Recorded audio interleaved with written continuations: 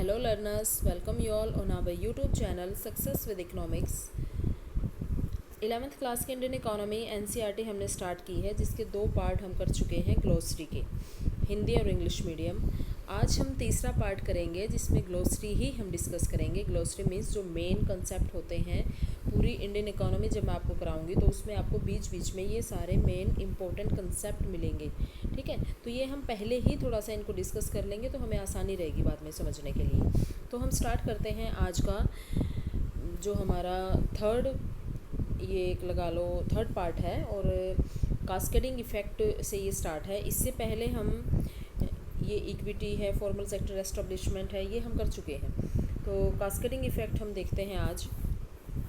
GST जो आया था, गुड्स एंड सर्विस टैक्स, उसमें भी कास्केडिंग इफ़ेक्ट का जिक्र है। मैं आपको अभी समझाऊंगी कि ये क्या है।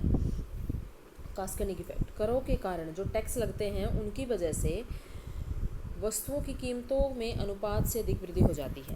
देखो, जब किसी भी चीज़ का प्राइस मान लीजिए 50 रुपये है, 5 रुपये उस पर टैक्स लग गया तो वो क्या हो गया, 55 रुपये की चीज़ हो गई वो। तो ये प्राय अनेक चरणों में लगने वाले करों का परिणाम होता है। अब ये ऐसा नहीं है कि एकदम इस पर 5 रुपये लगा दिए, हर बार कहीं पर 50 पैसे, कहीं पर 1 रुपया, कहीं पर 2 रुपये, तो इस तरीके से ये टैक्स लगते हैं। तो फाइनली जो टैक्स है किसी वस्तु पर मान लीजिए 5 रुपये हो गया। ठीक है, तो हर एक स्टेप पर लगने वाला जो टैक्स है, उत्पादन शुल्क की राशि को वस्तु की उत्पादन लागत में जोड़ दिया जाता है। जो भी वो शुल्क होता है वो उसको उसकी कॉस्ट में जोड़ दिया जाता है। ठीक है, इस प्रकार उत्पादन शुल्क पर भी विक्रय कर लग जाता है। एक सेलिंग कॉस्ट, जो सेलिंग टैक्स है वो लग जाता है, सेल टैक्स लग जाता है। ठीक है, तो कास्केडिंग इफेक्ट ये है पर हर स्टेप पर, यानी कि लेयर टू लेयर लगने वाला टैक्स। तो जीएसटी जब आया, यानी कि जो गुड्स एंड सर्विस टैक्स है, ये इस कास्केडिंग इफेक्ट को ख़त्म करके ही आया है। कास्केडिंग इफेक्ट हो, अब ये एट मैन्युफैक्चरिंग कॉस्ट पर लगता है। जब वस्तु बनती है उसी टाइम पर उसकी मैन्युफैक्चरिंग कॉस्ट पे ही जीएसटी लग जाता है। अब उसके बाद वो कितने स्टेप में क्लियर होके जाएगी, उसमें कोई वैल्यू एडिड टैक्स नहीं होता। तो वेट में ये कास्केडिंग इफेक्ट होता था, तो वेट को ख़त्म करके अब क्या आया है, जीएसटी आया है। ठीक है, उसके बाद है कृषि का व्यवसायीकरण। ये देखिए, commercialisation of agriculture, most important. जो सेल्फ कंजप्शन है, सब उपभोग, जिसको इंग्लिश में बोलते हैं सेल्फ कंजप्शन, या पारिवारिक उपभोग ही नहीं बल्कि बाजार में बिक्री के कमर्शलाइजेशन के ने कुछ अलग ही रूप धारण कर लिया था। ठीक है ना, अंग्रेजों ने खाद्य फसलों के स्थान पर नकदी फसलों की खेती को बढ़ावा देने के लिए उनको ऊंची कीमतें देना शुरू कर दी। जो कमर्शियल जो फसल करते थे, कमर्शियल या कैश क्रॉप जिनको बोलते हैं, जैसे कि जूट है, कपास है, रबड़ है, ये स्पेशली बेचने के पर्पज़ से ही प्रोड्यूस की जाती थी। खाद्य फसलें कौन सी होती हैं, जो सिर्फ खाने के, जैसे चावल, गेहूँ, बाजरा, मक्का, खाने के पर्पज़ से होती थी। तो उन्होंने नगदी फसलें अपने देश के उद्योगों के लिए कच्चे माल के रूप में चाहिए थी। अब उनको जो ये कैश क्रॉप थी, उनको अपने देश में इंडस्ट्रियल गुड्स का प्रोडक्शन करना था, तो ये कैश क्रॉप उनको एज रॉ मटेरियल चाहिए थी। तो इसलिए उन्होंने यहाँ पर इंडिया में नगदी फसलों को ज़्यादा से ज़्यादा प्रोड्यूस करने के लिए लोगों को प्रमोट किया, उनको अवेयर किया। ठीक है, तो नॉन रिन्यूएबल रिसोर्स नेक्स्ट है। गैर नवीकरणीय संसाधन, वे प्राकृतिक संसाधन जिनका नवीकरण संभव नहीं, उनका स्टॉक वृद्ध होता हुआ भी सीमित है। मतलब वो बहुत ज़्यादा मात्रा में है लेकिन वो लिमिटेड है। जैसे जीवाश्म ऊर्जा संसाधन, तेल, कोयला, लोहा, सीसा, एल्युमिनियम, यूरेनियम खनिज। एक बार अगर ये सारी चीज़ें ख़त्म हो गई तो हो गई, क्योंकि ये नेचर ने हमें फ्री में प्रोवाइड की है, इनका नवीकरण संभव नहीं है। ठीक है, नॉन टैरिफ बैरियर्स, सरकार द्वारा आयात शुल्क से अलग लगाए गए जो आयात प्रतिबंध होते हैं। एक टैरिफ बैरियर होता है टैक्स की फॉर्म में, नॉन टैरिफ होते हैं जो टैक्स के अलावा, जैसे उनकी गुणवत्ता के प्रतिबिंब पर लगा दिया, या फिर इंपोर्ट कोटा डिटरमाइन कर दिया। इंपोर्ट को रोकने के लिए ये बैरियर्स लगाए जाते हैं।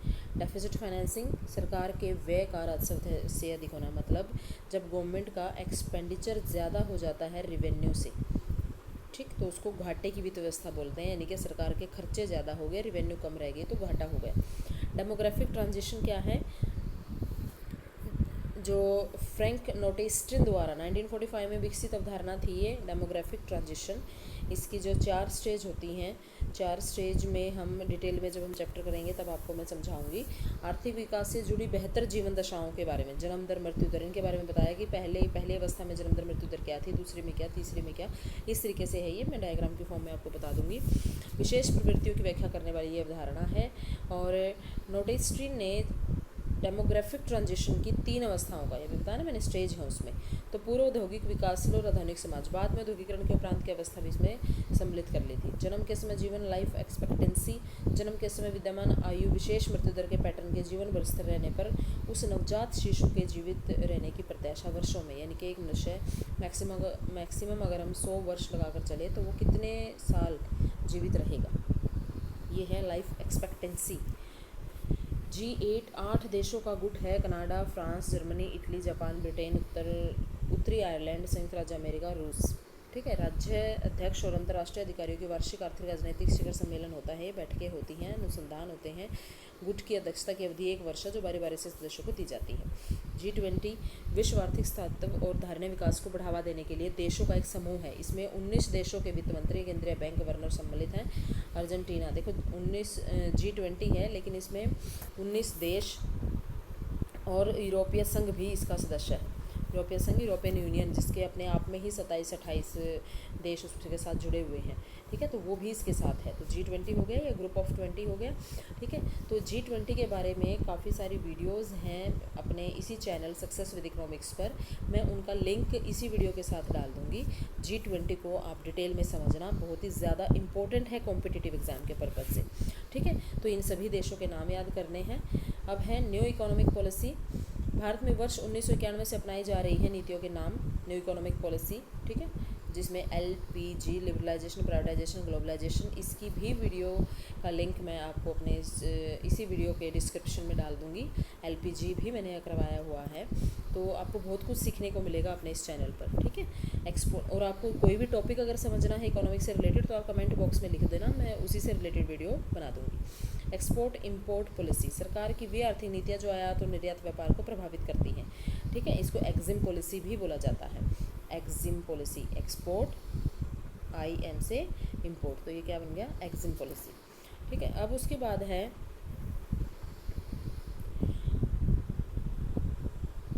ये निजी क्षेत्र के प्राइवेट सेक्टर एस्टेब्लिशमेंट, निजी व्यक्तियों या समूहों के जो स्वामित्व नियंत्रण वाले जो एस्टेब्लिशमेंट है, प्रतिष्ठान है। रिन्यूएबल रिसोर्स, देखो अभी था ना गैर नवीकरणीय, नॉन रिन्यूएबल था, ये रिन्यूएबल रिसोर्स है। वे संसाधन जो विवेकपूर्ण समझदारी से प्रयुक्त होने पर प्राकृतिक प्रक्रियाओं के माध्यम से नवीकृत होते रहते हैं, जैसे जल है, वन है, पशुधन है, मत्स्य है आदि, जिनका अत्यधिक विदोहन नहीं हो तो ये निरंतर बने रह सकते हैं। अगर इनका ज़्यादा से ज़्यादा एक्सप्लोटेशन बहुत बड़ी मात्रा में अगर इनको हम ख़त्म नहीं करेंगे तो ये बने रहेंगे, ऐसी कोई बात नहीं है। ठीक है ना, क्योंकि देखो अब जल, अब कहते हैं कि जल ख़त्म हो जाएगा, जल मतलब अगर हम इसको तरीके से यूज़ करें तो ये भाप बनता है, जब मौसम बदलते हैं, तापमान बढ़ता है, पानी जो है वो फिर भाप बन के ऊपर जाएगा, बादलों का रूप लेगा, फिर बारिश होगी, फिर पानी नीचे धरती पे आएगा। मतलब वो एक प्रोसेस है, वाटर साइकिल है, चलता रहेगा। लेकिन हमें ऐसा नहीं है कि उसको बहुत ज़्यादा मात्रा में हमें ख़त्म कर देना है। ठीक है ना, तो रिन्यूएबल रिसोर्स वो होते हैं जो रिन्यू हो सकते हैं, निरंतर बने रह सकते हैं। एक्सपोर्ट ड्यूटीज़, जो किसी देश से वस्तुओं के निर्यात पर टैक्स लगाया जाता है। कई बार क्या होता है कि वैसे तो एक्सपोर्ट पे देखो टैक्स लगता नहीं, क्योंकि हम चाहते हैं कि हमारे देश से ज़्यादा एक्सपोर्ट हो ताकि फ़ॉरेन करेंसी हमारे देश में आए। लेकिन कई बार एक्सपोर्ट पर टैक्स लगाना पड़ता है, जब यहाँ पर जो प्रोड्यूसर हैं जानबूझकर महंगी चीज़ें बेचने शुरू कर देते हैं कि हम तो बाहर बेचेंगे, तो यहाँ पर बहुत ज़्यादा रेट बढ़ा देते हैं। आपने पिछले दिनों देखा होगा टमाटर कितने महंगे हो गए थे, प्याज कितने महंगे हो गए थे। उनका यही पर्पज़ होता है कि यहाँ पर बहुत ज़्यादा महंगे कर दो, यहाँ पर डिमांड कम हो जाएगी। बहुत ज़्यादा रेट जब किसी चीज़ के हो जाते हैं तो हम उसको कम खरीदते हैं, तो वो उसको बाहर भेजेंगे कि हम बाहर से फॉरेन करेंसी हम लेंगे, या फिर बाहर से हम इस चीज़ को ज़्यादा से ज़्यादा अपनी साख बनाएंगे दूसरे देशों में। तो फिर हमारी सरकार क्या करती है कि बाहर जाने वाले सामान पे ही ज़्यादा टैक्स लगा देंगे। अब वो टमाटर जो वो बाहर जाकर 50 रुपये किलो बेच रहे हैं, अब सरकार ने उस पर 50 एक्स्ट्रा ड्यूटी लगा दी तो वो 100 रुपये किलो हो गया। अब उनकी कंट्री में, मान लीजिए USA में ये 50 रुपये किलो दे रहे थे, लेकिन USA में 70 रुपये किलो टमाटर मिलता है, तो USA वाले क्या करेंगे, अपने देश का 70 रुपये नहीं लेंगे बल्कि इंडिया से 50 वाला ले लेंगे। अब इंडिया वाले क्या करेंगे, उस पर सरकार टैक्स लगा देगी 50 और, यानी कि 100। अब USA देखेगा कि इंडिया हमें 100 रुपये किलो टमाटर दे रहा है, लेकिन अगर हम अपने ही देश से ले तो हमें 70 रुपये किलो पड़ेगा, तो USA इंडिया के टमाटर को मना कर देगा। ठीक है, इस तरीके से एक्सपोर्ट पर टैक्स लगने से एक्सपोर्ट बाहर जाने वाला जो सामान था वो रुक जाएगा, इंडिया में ही रह जाएगा। उसकी सप्लाई जब इंडिया में बहुत ज़्यादा हो जाती है तो प्राइसेस अपने आप डाउन हो जाएंगे। ठीक है ना, तो इस चीज़ को अच्छे से समझना। वीडियो को पॉज करके बार बार इसको रिपीट करके देखना, तो आपको ये बिल्कुल अच्छे से समझ आ जाएगा जो मैंने एक्सपोर्ट ड्यूटी का एग्जाम्पल देके आपको समझाया है। एक्सपोर्ट प्रमोशन क्या है? राजकीय और व्यापारिक समर्थन सहित वे सभी नीतियाँ, ऐसी पॉलिसी जो एक्सपोर्ट को ज़्यादा से ज़्यादा क्या करते हैं, प्रमोट करते हैं, जो बाधाएं हैं उनको दूर किया जाता है।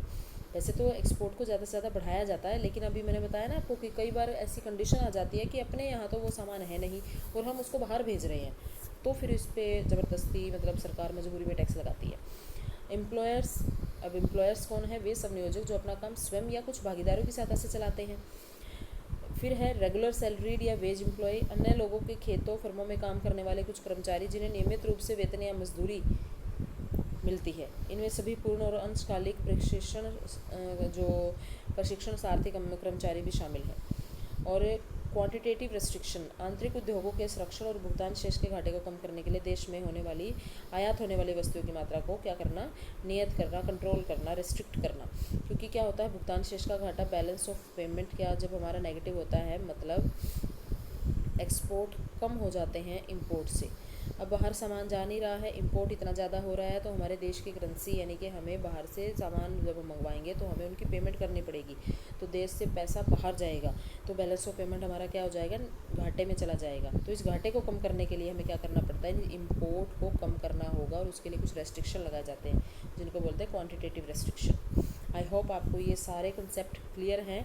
जो मैंने बीच में आपको कहा है कि मैं जैसे G20 ये है, G20 है, उससे रिलेटेड वीडियो का लिंक है जो डिस्क्रिप्शन में डाल दूँगी, और आपका जो ये लाइफ एक्सपेक्टेंसी HDI में इसका यूज़ होता है, इसका भी लिंक मैं डाल दूँगी, आप इसको समझ लेना, ठीक है। तो इंडियन इकोनॉमी के कुछ कंसेप्ट हैं जो मैं इस पर डाल दूँगी, जैसे कास्केडिंग इफेक्ट मैंने GST का बताया, तो GST वाला लिंक मैं डाल दूँगी। तो इस वीडियो के साथ आप 2-3 जो बातें मैंने बीच में बोली हैं, अगर उनको आप डिटेल में पढ़ लेते हैं तो आपके लिए बहुत ज़्यादा बेनिफिशियल रहने वाला है। और हर क्लास के लिए आप ये मत समझना कि 11th क्लास की इंडियन इकोनॉमी है या ये तो 12th तक काम आएगी, ऐसा नहीं है। ये कॉम्पिटिटिव एग्जाम के पर्पज़ से मैं आपको बिल्कुल हर एक कंसेप्ट क्लियर करा रही हूँ। और कॉम्पिटिटिव एग्जाम में अगर हमें बैठना है और उसमें इंडियन इकोनॉमी हमें या फिर इकोनॉमिक्स का पोर्शन हमें क्लियर करना है, तो हमें नाइन्थ से लेकर 12th तक की इकोनॉमिक्स पढ़नी बहुत ज़रूरी है। और वही सीरीज़ हमने अपने इस चैनल सक्सेस विद इकोनॉमिक्स पर स्टार्ट करवा रखी है। तो आप सभी ये सभी वीडियोस ध्यान से देखिए, इनके नोट्स बनाइए। Please like and share this video. Thank you very much.